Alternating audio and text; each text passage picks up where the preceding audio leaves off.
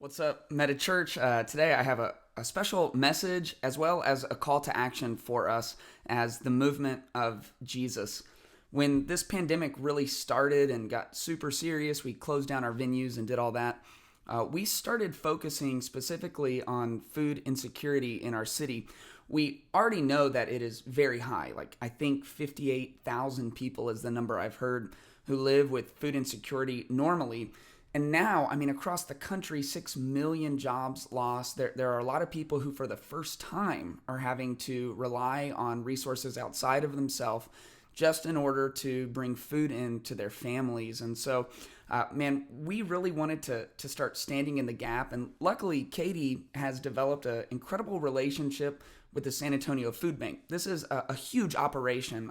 They are like one of the largest food banks in the country. They're not just for San Antonio, they actually help all of South Texas. And so, what we're doing as we move into Good Friday, right? We are right now in the middle of what we call Passion Week or Holy Week, the week leading up to Easter. And traditionally, in Holy Week, on Good Friday, Christians have spent time in prayer and in fasting. I want to kind of tell you our heart when it comes to missions here in our city and around the world. James, the brother of Jesus, wrote one of the books of the New Testament, and he said this: pure and undefiled religion is this, to look after the orphans and the widows in their distress, and to keep oneself unstained from the world. We take that call very seriously. Most of you guys know we've taken that to heart by adopting. Some people don't have the means to adopt or aren't at a place in life to adopt. But even just supporting people who have adopted or supporting the foster community, those things are super important to us. And one of the ways that we corporately are helping widows and orphans and those who are down and out and lost jobs and are living in poverty, we're doing that by standing in the gap for the provision of their food. We believe that we have access to Jesus, the bread of life, like the living water, where if we have it, we will never thirst spiritually all the way through eternity forever and ever. But sometimes we have to meet people with their physical needs before they really allow us, or we have the equity to speak into their spiritual needs. And so this pure worship, this pure form of religion is doing just that. It's meeting people where they are. The food bank has asked faith communities, Christians all over the city of San Antonio, to stand with them tomorrow on Good Friday as a day of fasting and prayer. And I love what they're doing. It's really, I think, kind of genius. What they're asking is, while we fast, which let me just kind of break down what fasting is. Fasting is giving something up. And it's not just for punishing yourself. Oftentimes fasting historically has been giving up food for a period of time. It's not just to be miserable, because I love to eat. Like, I eat an abnormal amount of food for a human being. Like, I love to eat. I love just tasting crazy things, and makes me happy. And I kind of like start getting all hyped when food gets prepared. This isn't punitive. It's not to punish ourselves. The point of fasting is that in those moments where we begin to crave the food that we have chosen to remove from ourselves, we take that craving for food and we flip it into a craving for God. And so, days are busy and we get going, and it can be easy to fall out of this rhythm of like living a prayer lifestyle. But when we have these moments of hunger, and if you don't eat for a day, you're going to have a lot of moments of hunger. You replace that moment of hunger with hunger for prayer, and you seek God in that moment. And specifically tomorrow, we are asking you to fast from food. We're asking you to skip some meals tomorrow. Now, if you have like some kind of health condition and, if you don't eat, you're like, find something else to fast from and to pray. But here's why we're asking specifically to fast from food. Because then what we're going to do is we're going to do a little bit of maybe mental math of how much money we saved not eating.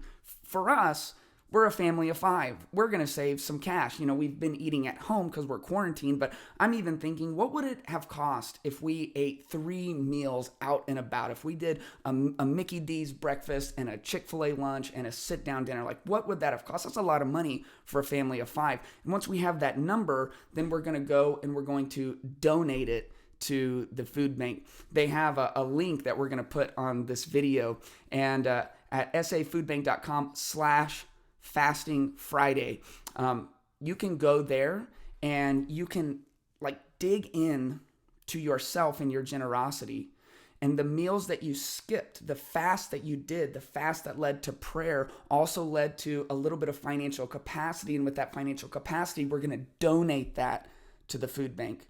And so we're doing several things. Number one, fasting is a spiritual discipline.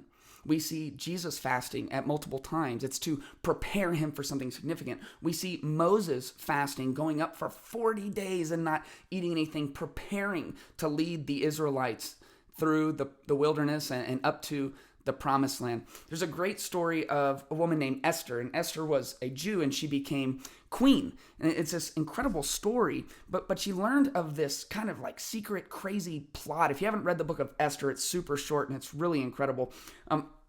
The king had been pretty much tricked into really killing and getting rid of all of the Jewish people. And he has chosen a Jewish queen. And so she is going to approach the king and beg for mercy for her people and reveal the whole hidden plot. It's pretty amazing. But she's putting her life on the line. As a matter of fact, the last queen approached the king like this and was killed. And so to prepare herself for the biggest moment of her life, this is what she said. Esther sent this reply to Mordecai: "Go and assemble all the people who can be found and fast for me. Do not eat or drink for 3 days, night or day. And I and my servants will fast in the same way. And after that, after we have fasted, I will go to the king, even if it's against the law. And if I perish, if I die, then I die." This is a huge, huge moment. And the preparation for it was a fast. And fast takes our hunger for the things of this world and gives us an opportunity to flip it for hunger for this intimacy and this moment with God that we spend in prayer. And so here's what we're doing tomorrow. Tomorrow, we are fasting from food. Barring some kind of medical condition, we're fasting from food. And as we fast, we will pray. Man, pray for healing, pray for protection, and specifically, we are praying for the food insecure in our city. Just about a week ago, we were at the food bank. A small group of us got to come and help them do some of their prep work. We were actually in the warehouse doing our little volunteer positions, and man, it was almost empty. I mean, they're running out of provisions. This is critical. Food is life and death.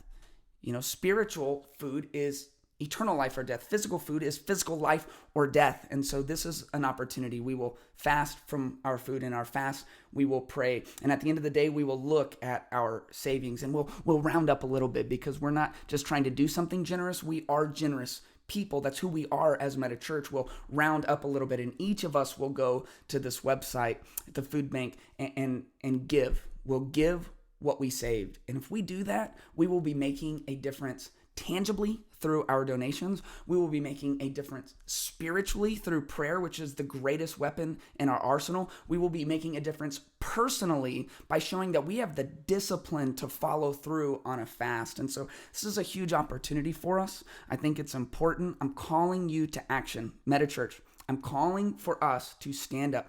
We move together. This is a way that we can move very practically. We can do it tomorrow. When we're fasting, we can pray for Easter. We have a service that is designed for people who do not yet know Jesus.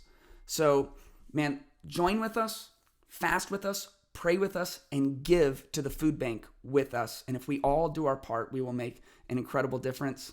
MetaChurch, I love you guys. Share this video so other people from MetaChurch can join with us. If you're not from MetaChurch, I don't care. Join with us anyway. This is important. This is important that we are standing in the gap for people who don't have the provision that they need at this time. So I love you guys, and I hope you will join us in this fast.